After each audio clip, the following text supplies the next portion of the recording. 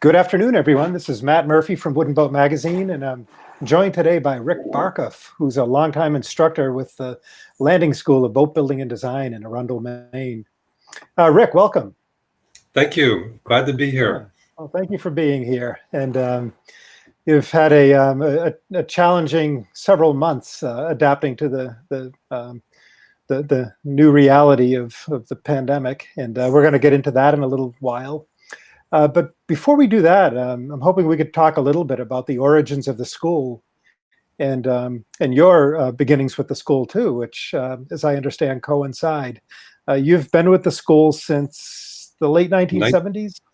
Yeah, 1978 was the first year of the school, and it was the first year that I was there. First year you were there. So you, as a student? Yes, as a student.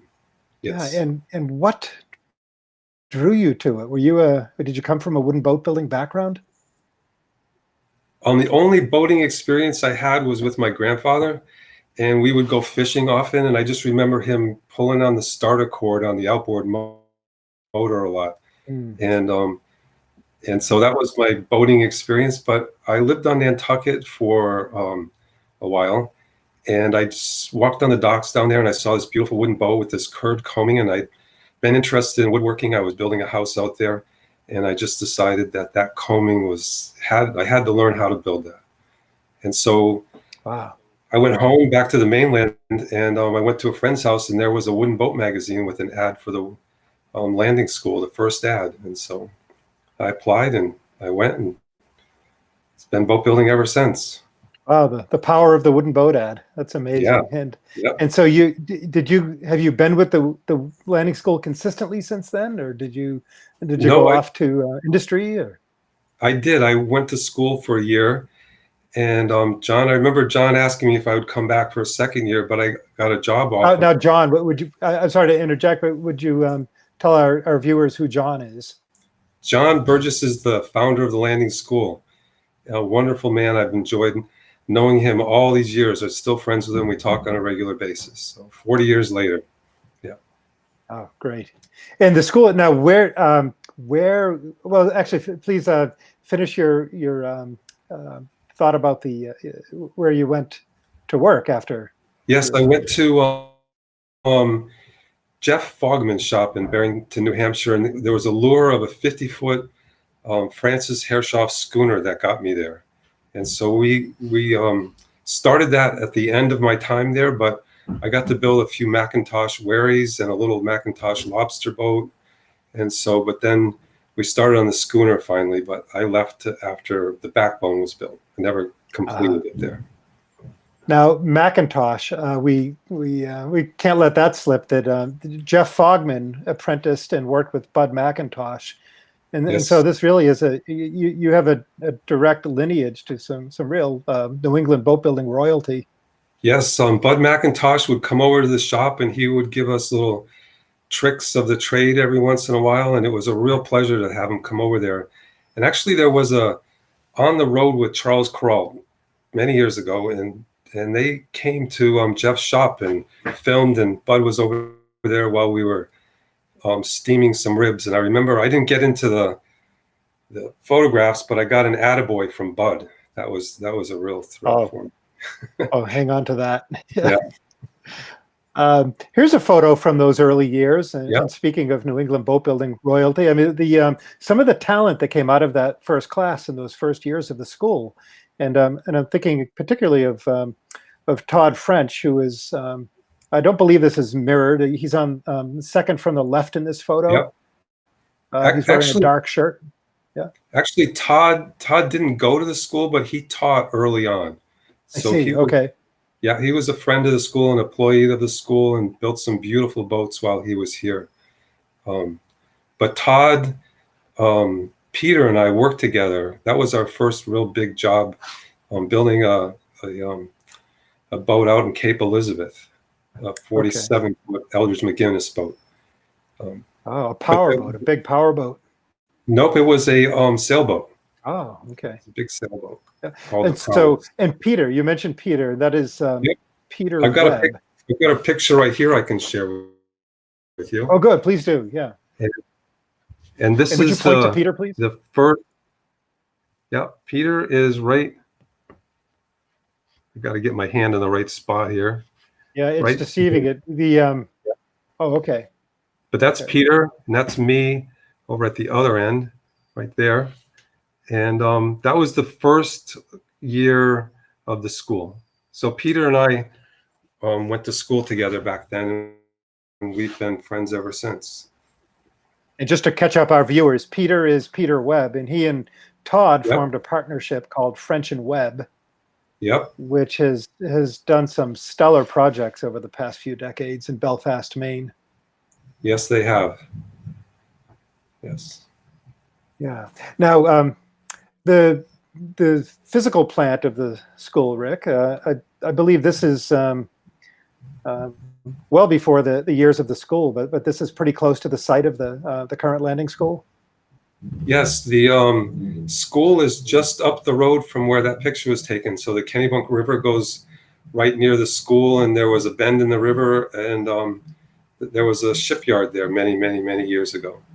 And we always look at these old pictures and notice that there's no trees anywhere, but there's boats. So right. they cut off.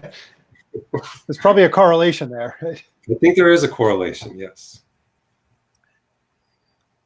And do I have it correct that the school was founded in a dairy barn? Yes, the summer that I went for my interview, I'll never forget that John was there, and he brought us over to the school, and we went to the building, and there were cows in the building. And so we always like, oh, there still were. Really? So they were transitioning from dairy barn. And this was right, it wasn't too long before school was supposed to start, maybe a month or so, and maybe 2 months. And so we were amazed when actually school started and the cows were gone and the floor was poured and everything was ready to go except for all the power tools. But when we got done lofting, the electrician was wiring the planer up, and right when we got done lofting, we were ready to run wood through the planer. So everything was happening just in the nick of time, but it all worked. Amazing. Mm-hmm. Yeah. Yeah, and let's talk a little about the school's mission too. You obviously were learning traditional boat building then, but the landing school turns out some pretty amazing industry leaders in design, boat building, and systems now. And years ago, WoodenBoat published an article called "A Foundation in the Classics," and the premise of that was then that the students were learning traditional boat building as a basis for their industry careers. Is that still the case, or what is the school's education philosophy now and mission? Has it adapted since the publication of that article? Yes, it has. I think that our focus is to really train people to work effectively in the marine industry. So we're teaching people how to get the job done with the tools that get the job done the best, and the best methods to get the job done. So we're still working in wood, but we're in the wooden boat class, but we're teaching more modern ways of doing things. We always use power tools where we can and hand tools where we have to, but we figure out how to do it the best, most efficient way. So we're not relying on traditional techniques to get the job done. Yeah, and sometimes those traditional techniques work really well, so we will teach that when appropriate. Yeah. Mm-hmm. And where are some of your alums now? Oh gosh, they're I all. realize that's a huge question. How can you answer that? You can't answer that comprehensively, but what comes to mind when I ask you that? Well, I still keep in touch with a few people that were my students from years past, and they'll post pictures of their projects on Instagram, and I'll just be really proud of them that they're doing good work. And so that's really fun. That's always been a really big part of what drives me here at the school, is to see how well people do after they leave here and hear about their stories and what kinds of projects they're involved in. It's been a real pleasure doing that. You've done a little writing for WoodenBoat too over the years, and I believe this. Now, I just want to say this photo is showing sideways for me, but when Rick and I were getting warmed up, he said it was in the proper orientation for him. So I'm going to trust that it is for everybody watching too. But what's going on here, Rick? Well, I've developed some fairing techniques over the years, because fairing up the boat is a pretty important part of the overall aesthetics of the boat. So I really wanted to get that right. So I have tried so many different ways to get through the job most efficiently. And this was one of those times when I was trying to figure out the most efficient way. And I came up with a method of shaping foam blocks for the curves of the boat. And we shape the block and then we'd sand with the block. So that's what we're doing right there. Since then, I've discovered that as long as you hold the block correctly and sand correctly, you get the same job done without shaping the block. So, but that was an article for WoodenBoat magazine, and it talked about shaping the blocks and having different quadrants on the boat and using the correct block in the correct spot. And how do you shape the block? Do you put a piece of coarse sandpaper down facing out of away from the surface? Yeah. And actually, this technique works really well on complex shapes. So if you got a really tight turn on the hull or a tuck or something like that, you can shape the blocks and get things faired up fairly quickly. So yes, that's right. We would put a piece of sandpaper on the hull and sand the block till it was the shape. And so you get it close, and you kind of keep going back and forth between shaping the block and shaping the hull and shaping the block and shaping the hull. Nice. Okay, and you mentioned fiberglass work earlier too. I'm just going to hide that photo. And I believe here you're looking at a fiberglass joint. So it's not all traditional wood, but you're also talking about that intersection, that marriage of composites and wood. Yes, on some of the boats we will put fiberglass down. Like on the boat we're building now, we put a fiberglass coating on the deck. But years past, we've made some foam core panels, and we made balsa cord house tops, and we've made fiberglass scupper tubes for the fly fisher. So we've made fiberglass molds for gutters. And so over the years, we've incorporated some nice fiberglass building techniques for the boats in the wood boat shop. And you mentioned the fly fisher, Rick. That was is a power boat, an outboard powered power boat meant for saltwater fly fishing. And it graced the cover of a special issue of WoodenBoat called Motorboats years ago. And I regret not having a photo of it here. My lapse, I should have asked for one. But a beautiful boat. But it does get me to thinking that there have been a succession of very interesting designs to come out of the landing school and used specifically as teaching tools, developed as teaching tools first, but also very elegant boats. And this one is called the Landing School or LS-26. Is that correct? Yes, that's correct. And what years were you building this? I don't remember the exact years, but mid-90s to around there. We built quite a few of them. And that was a really successful run. I think we built them for 7 years. I think last one we built was in 2002 or 3. But that was a very successful run of boats that, yes, that was a good one. Now, whose design is that? That was Ken Rasenik's design. So he's a yacht design instructor here at the school. And so it was really nice to work with him. He designed the boat and he was at the school. And so it was a good working relationship to get that boat done. Were students involved in the design also? These are more details of it, and we'll scroll through those as you're talking. Yes, actually, that boat was, there were a few students that were helping out with the design, primarily to draw up things after we built them, really. We'd get a few things built and they would draw it up. So we designed those seats on the boat as it was being built. And so those seats, are you talking about the slatted, the horizontal slat? Yes. Yeah, we came up with all sorts of designs for those things. To sit in the seat ergonomically was really a challenge to get that right. And in the end, we all agreed it was just right. Yeah. And so what are you looking for when you develop a design for teaching? Obviously, it has to be marketable and it needs to contain lessons. But how do you do that? Yeah, there's so many factors that go into that. And so we always have really put a lot of effort into figuring out what is the best platform to teach the students all the different techniques. So a lot of thought goes into that. Yeah. And what lessons did the LS-26 deliver? Well, The seats, obviously. well, You have any interesting curves or bends in it or laminations? we had on that boat, it was a cold molded hull and a plywood deck and then a cord house top. The original had beams. I think the first year had beams, and then we built cord house tops after that. It had a curved rake transom, so there were just a lot of different aspects that were challenging for us to build, and loft and Mhm. And I think those Yeah, days were and the early days.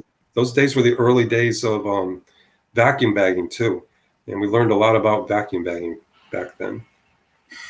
and that must be a staple of your teaching now. Yes, we vacuum bag a lot of things. So just on the boat that we're building this year, the town class, the bottom of the boat was a few layers of plywood vacuum bagged and then laid over a form. So yes, we still rely on that technique a lot. Town class. This is it's a classic Marblehead, Massachusetts one design. Yes, it is. And how are you building? Are you building that? Are the top sides traditional or glued lapstrake? They're glued lapstrake, and so this is a glued boat. It's going to look the same as the original town class, but the methods of building are very different. So the laps are all glued together. The frames are laminations. The bottom is a laminated plywood bottom. So different, and the combings are laminated and bent over forms. It's not steam bent. Oh, nice. Send us some photos at the magazine, please. I won't get off on an editorial tangent here, but I'd love to see those. Yeah. And before we shift gears to another topic here, I just want to say greetings to friends chiming in from Patagonia, Tasmania, Spain, as well as Bristol, Cape Elizabeth, and Michigan. Rick, like the rest of the world, you had to adapt very quickly late winter and early spring as news of the pandemic reached us very suddenly. And you work in pretty close quarters at the school, in the shop, and suddenly you're tasked with trying to deliver a hands-on curriculum remotely. And you came up with a pretty creative way of doing that. And I'm showing here, I'll make this a little larger, but this is a model of a Dark Harbor 17, a classic BB Crowninshield design from about 1909 or 1910. And how did you use this, Rick, to deliver those lessons? Well, I think we were out for a walk. My wife and I were out for a walk, and I was trying to figure out how we could get through this rest of the year without being on site. And we were in Bradbury Mountain, and we were coming down. I was just walking along. I said, "Hey, I know, we'll build models." And so it went from there. We just looked around, and finally, this one seemed like the best one of all the different model manufacturers. This company, Shipcrafters, is in Searsport, and they worked really well with us and got all the students' models just in a matter of a week or so. Every student had a model, and we used this boat as a platform to talk about what would happen on a real boat. So people had their kitchens and their bathrooms and guest bedrooms and turned into shops, and we all built this boat together, and we'd meet every morning on Zoom and talk about our experiences that we were having building, and and we worked through some problems, and then we'd go on to relating what we were actually doing to real boats. So of course it wasn't the best thing, but but because the students didn't get to finish their boats in the classroom, but they all got to experience finishing a project, which is really one of the biggest lessons I try and portray. Is just, you got to start it and you got to finish it. Yeah. So, and here's one of the many details of that process. Yep. What's going on here? That's a little form that was cut out on the bandsaw, and then, or some students didn't have bandsaws, so they'd cut it out with a coping saw and then rasp it to shape. But that's a piece of basswood that's bent around the form. That's gonna be the aft combing in that cockpit. Ah. And so we found a really interesting way, and we had to come up with creative solutions to do these little projects, and so we couldn't set up a steam box to do that, and so we would wrap our pieces of wood in a wet cloth and iron it, and the steam from the iron would soften up that wood beautifully, and it would just bend right around that. And were you all working at the same pace? You had these morning Zoom meetings, and did people go at their own? No, we set up a schedule, and there were due dates for, just like there would be in a normal build. We had due dates that were expected, and they had a grade depending on whether they made that due date or not. And so they kept an hours log of how many hours they were spending on the project. And so we tried to relate it as closely as we could to what would really be happening in the shop if we were in the shop getting the boat done. Yeah. And I believe somewhere in here we have a photo of the fleet. Oh, here it is. And this is graduation day. Do I have that right? That's graduation day, which was just a week after the day that we would have really graduated. And we all arrived at the school with our boat models, and we social distance, and we talked about our experience building the models and how we did this and that, and how much of a mess a little tiny boat can make in your house. And so it was fun to get together, and we had some pizza together, and so it was only our class, though we didn't have anybody else coming. Mm-hmm. How big is a class? How many students were at that graduation? This year, there were 8 students in the wooden boat building class. That was probably the smallest class I've had in a long time, which was interesting because, it all worked out for the year to be with that size class. It really did. But usually, we'll have 10 or 12 or more students in that wooden boat building class.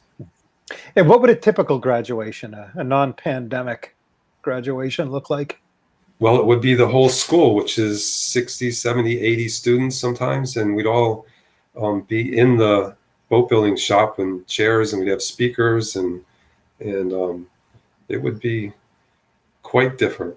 Yes. And so you have multiple tracks, and that might be worth explaining to our viewers now. Is this was graduation for the boat building program, but what are the other tracks at the school?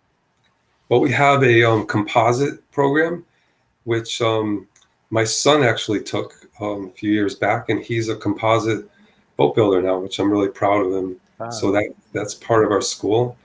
And we have a systems class where the students will learn systems that go in the boat, engines and heads and electronics and whatever parts of the boat need some, seacocks, things like that. And then we also have a yacht design program where the students will learn how to design boats. Yeah. Are the yacht design students working on paper at all, or do they go straight to computer design now? Part of their class at the beginning is to work on paper. Yes, they will draw some lines on paper, and they'll fair up lines on paper, and then they put that away and get the computers out. That class was able to finish the year pretty seamlessly with the pandemic because most of their work was done on the computer. So they were able to work from home. I see. Pretty seamlessly. Mm-hmm. Yeah. Well, Rick, I understand there are some students in the shop now, and maybe some Yeah. interesting things to look at there. Yeah, so And, we can go out and take a look at the work that they're doing. One of the town class boats was bought by a student, and he's finishing it up, and Kate is working with him on the boat. And so we can go take a look at their progress. They're fitting coamings and fitting a few things in the boat. We can also look at Kate's model boat that she built. So. oh, great. Let's do that. And Okay, and in the meantime, it looks like your son Luke just popped in with gratitude for your shout out. I'm so proud of him. He does such a good job. He builds beautiful composite parts. Good work, Luke. Yeah. I'm going to put on my mask while we go out to the shop, because we have a pretty strict protocol here in the shop to social distance and wear masks at all times and sign in, sign out. So we're doing our best. Great. Thanks, Rick. Yep.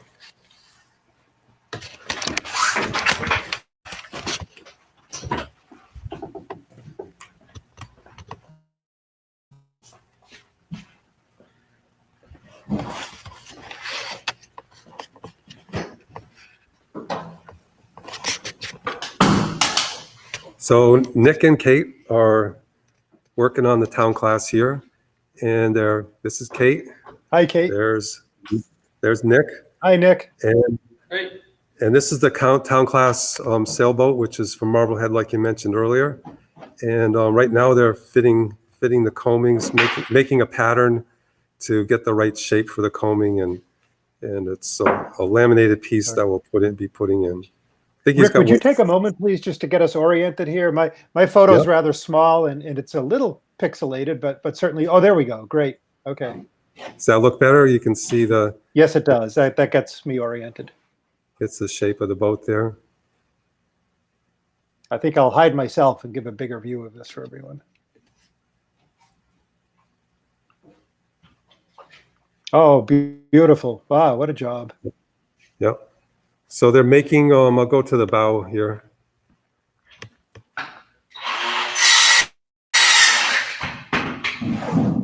So right now they're working on getting the woodworking done. So the bow rails have been fit and fitting in coamings. I think Kate's starting on putting in floorboards right now. Cutting up for the floorboards.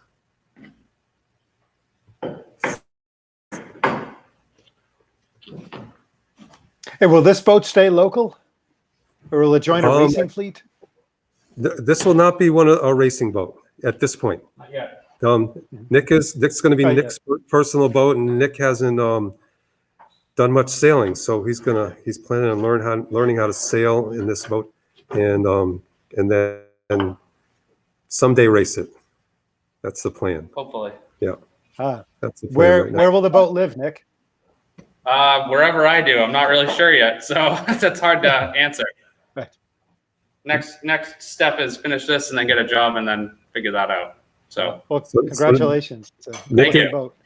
Nick will be actively looking for a boat building job after this is finished. Yep. Yep.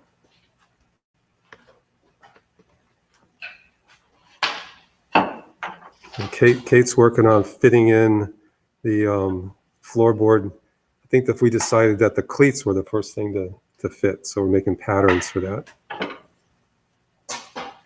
For the floorboard cleats, that is. Yes, floorboard cleats. Mhm.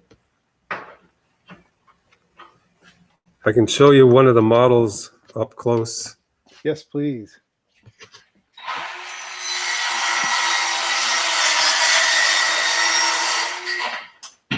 And we got a quick view of one under construction, Rick. It looked like there was a bulkhead on each station. And are these planked up just as a full size boat would be? They're planked up, but they're strip planked. So we did strip plank over. I can go back into my office. They're strip planked over bulkheads. Mm-hmm.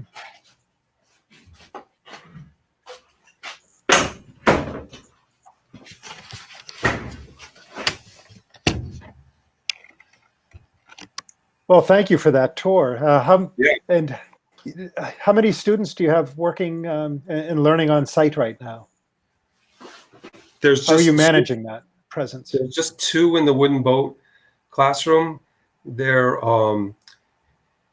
was a few students in the systems classroom. They were able to finish up or can continue working on some of their project boats. And then there were a few students in the composite classroom. So there were just a few students here lately. Mm-hmm. We've been trying to keep the numbers in the building down as low as possible. Will the shop remain active through the summer? Yes. Yep. And then you'll have an incoming class in the fall. Is that how the school year works? Yeah. As of right now, we're planning on opening as usual. Great. But we're preparing for things if they don't go well. So we're gonna come up with some plans to, if we have to go home for a period of time in the wooden boat class.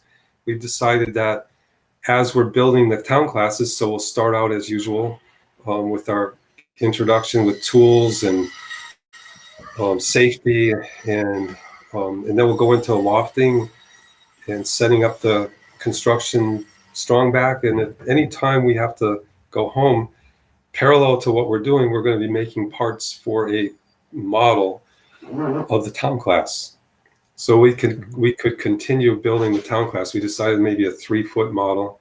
So we'll be building, if we got the planking done, we would go home with a deck kit and we'd be putting the deck on. If we didn't get the planking, we'd go home with a planking kit. And so the students will in parallel be creating their own kits.